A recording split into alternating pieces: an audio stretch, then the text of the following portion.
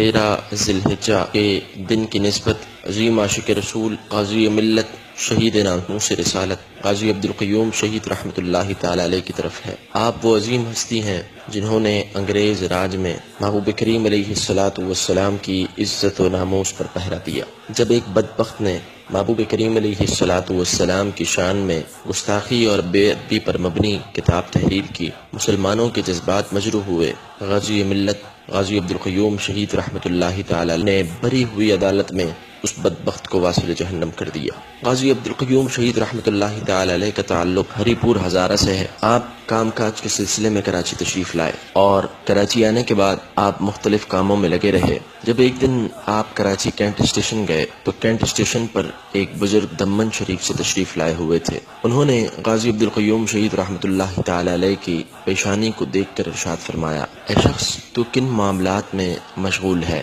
تو اپنے چہرے پر اپنی پیشانی پر چمکتا ہوا نور کیوں نہیں دیکھتا؟ غازی عبدالقیوم شہید رحمۃ اللہ تعالی علیہ نے یہ بات سنی، آپ کے دل کی دنیا بدل گئی اور آپ نماز روزے کے پابند ہو گئے۔ اسی دوران آپ کو یہ پتہ چلتا ہے کہ کسی نے محبوب کریم علیہ الصلوۃ والسلام کی شان میں گستاخی اور بے ادبی کی ہے۔ غازی عبدالقیوم شہید رحمۃ اللہ تعالی علیہ اس بدبخت کے کیس کے حوالے سے پوری معلومات لیتے ہیں۔ پتہ چلتا ہے کہ فلاں دن اس بدبخت کے کیس کی سماعت ہے۔ غازی عبدالقیوم شہید رحمۃ اللہ تعالی علیہ عدالت جاتے ہیں اور بری ہوئی عدالت میں لوگوں سے کنفرمیشن کرنے کے بعد اس بدبخت کو واصل جہنم کر دیتے ہیں۔ جج کرسی پر بیٹھا ہوا تھا، مقدمے کی سماعت چل رہی تھی۔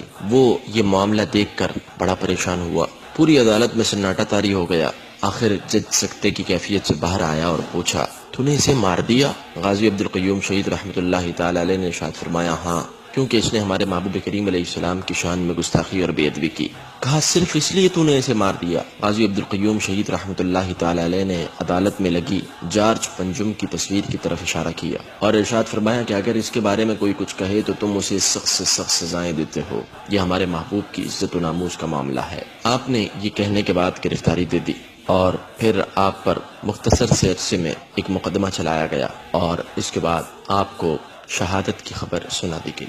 مورخ لکھتے ہیں کہ جب آپ کو شہادت کی خبر سنائی گئی، پھانسی کے آرڈر جاری ہوئے، آپ عدالت میں موجود تھے۔ عدالت میں بہت بڑا مجمع لگا ہوا تھا۔ جن لوگوں تک عدالتی کارروائی کی آواز نہیں پہنچ رہی تھی، غازی صاحب نے یہ پھانسی کے آرڈر سننے کے بعد اتنی زور سے نعرہ لگایا کہ وہ دور کھڑے لوگ یہ سمجھنے لگے کہ غازی صاحب کی رہائی کے آرڈر جاری ہو گئے ہیں۔ غازی عبدالقیوم شہید رحمۃ اللہ تعالی علیہ کی والدہ آپ کی شہادت سے 2 روز قبل آپ سے ملاقات کے لیے آتی ہیں۔ آپ اپنی والدہ سے کہتے ہیں، میری تم سے خواہش ہے کہ تم میری میت پر روتے ہوئے نہیں آنا۔ ماں کہتی ہے، بیٹا، اگر پہلے پتہ چل گیا ہوتا تو میں تیری شادی نہ کرواتی۔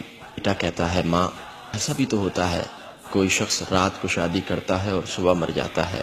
مجھے خوش ہونا چاہیے کہ تیرا بیٹا محبوب کریم علیہ الصلوۃ والسلام کی عزت و ناموس پر اس دنیا سے جا رہا ہے۔ جی عبدالقیوم شہید رحمۃ اللہ تعالی علیہ کو 13 ذی الحجہ صبح صادق کے وقت پھانسی کے تہدار پر لٹکا دیا گیا، کو شہید کر دیا گیا۔ غازی عبدالقیوم شہید رحمۃ اللہ تعالی علیہ کی شہادت کی خبر سنتے ہی دور دراز سے لوگ آپ کے مبارک جسد کو حاصل کرنے کے لیے آئے اور بڑی شان اور بڑے مان کے ساتھ آپ کو اعزازات کے ساتھ کی تدفین ہوئی۔ غازی عبدالقیوم شہید رحمۃ اللہ تعالی علیہ کا مزار پر انوار میوہ شاہ گلستان میں ہے اور سیدنا میوہ شاہ غازی بابا رحمۃ اللہ تعالی علیہ کے کل قدموں میں آپ کا مزار ہے۔